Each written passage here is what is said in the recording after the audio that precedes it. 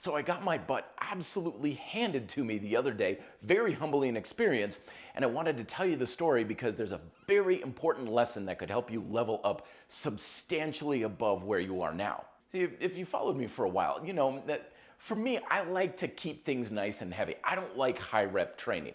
I'll get 8, 9, 10 repetitions. If I'm doing 12 or 15, I'm like, okay, that's enough of the easy stuff. Let's add some weight to the weight vest or go with a harder technique. I want things really hard. I want my reps low. But nonetheless, something like dips, for example, I would usually do 10, 15 reps, and I know I'm saving a little bit in the tank, but I figure it's 1 or 2 repetitions. So about a week ago, one of the clients I was training said, how many dips do you think you could do? I was like, I don't know. I used to, back in the day when I did do high rep training, I would get 25, 27 reps or so. And he's like, I bet you could do 30 dips. And I was like, I don't know, maybe, it doesn't quite feel right. But nonetheless, later on in that day, I was kind of cleaning up the gym. I looked at the dip bar and I was like, oh, what the hell? No warm up or anything like that. Got on, bang, 30 reps right then and there. Now, the reason why that really humbled me was because I thought I was pushing myself at least moderately hard if I did like 15 dips. I figured maybe there's like 4 or 5 regular dips in there that I'm kind of saving in the tank. But 30, that meant I wasn't even reaching 50% of my potential many of the times that I was doing regular bodyweight dips. And that experience echoes a new article over on strongerbyscience.com. I'll put the link down below if you want to check it out. That as a meta-analysis of research suggesting that many people aren't pushing themselves nearly as hard as they think they are.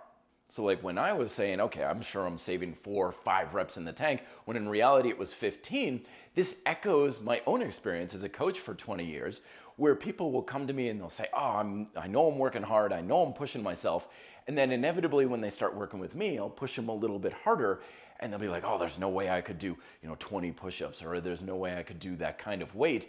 And inevitably, of course, they find they can, and it makes them realize that they were vastly shortchanging themselves. Even though they thought they were pushing pretty hard, they really weren't pushing as hard as they needed to in order to get the results they wanted. So there's a couple different attitudes you can take with this information. One is to be like, no, I'm sure that's nonsense. Yeah, I'm pushing myself to my absolute max every time. I leave it all in the gym. That's new people, that's newbies and people who don't have the experience I do. And you may be right with that. People who have a lot of experience, especially competitive athletes, explore the upper levels of their potential on a regular basis, so they definitely know more than the average individual what it's like to explore what they're truly capable of. But I would hazard a guess that most of us, being recreational athletes, rarely ever push ourselves to even the top 20 or even 30% of our potential, which means that we're leaving a lot of our results on the table. And I've echoed this sentiment for years in my videos here about how going to failure is much more of a subjective thing. Because again, I've seen many times where people will be like, oh yeah, there's no way I could do more than 10 pull-ups. That's absolute max, 100% all-out effort. And then something happens like their gym crush walks by or something, and suddenly they're blasting out 15 reps. So these limitations that we have may be more self-imposed, they may be much more subjective than we think, and just entertaining this idea that you may not be pushing yourself as much as you think you are could open the door to a lot more of your potential.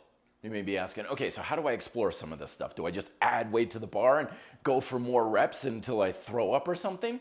Well, probably not to that degree, but in your next workout, especially if you're feeling good, it may be a good idea to kind of bite off a little more than you could chew. If you're usually doing like weighted dips with a 25-pound plate, put a 35-pound weight on that dip belt. See what happens. You very well may surprise yourself.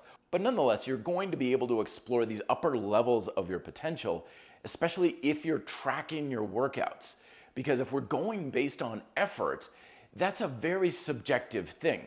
And it's like, yeah, it feels like it's hard enough, but there's a million reasons why it may feel harder, but you're not actually bringing your body up to a higher level. But if you look in your log and it says you did 10 reps with a 30-pound plate on the dip belt, And you say, well, okay, then in order for me to make progress, I've got to do more weight, more reps, or better technique or whatever. That's going to keep nudging you forward just a little bit so that you can exceed those perceptions and your self-imposed limitations. And I know keeping a log can be a tedious thing. That's why I created my own workout log system called the Scoreboard Progression Log. I use it myself and for all of my clients every single day. The ebook on how to use that with a simple Google Docs is down below in the description, as well as, again, the article on strongerbyscience.com.